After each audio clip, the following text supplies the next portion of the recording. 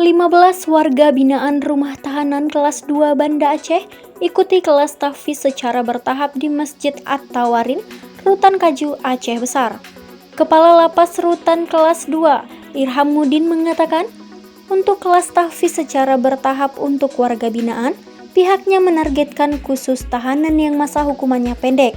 Irhamuddin menjelaskan, karena ini nanti akan dibina di lapas. Kita rencanakan 15 orang dulu warga binaan. Lebih dari itu, kata Irham, pihaknya juga tidak memberi paksaan kepada warga binaan untuk mengikuti kelas tahfiz tersebut. Ia mengatakan kelas tahfiz itu merupakan program yang ketiga di Rutan. Kelas 2 Kaju setelah 3 tahun lalu ada program dayah masuk penjara.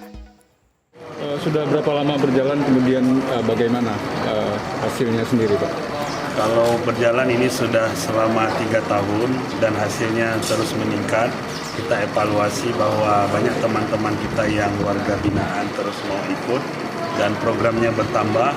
Di samping kemarin itu pengajian, ini ke depan akan dibuka lagi ada pesantren tahfiz warga binaan di RT ini.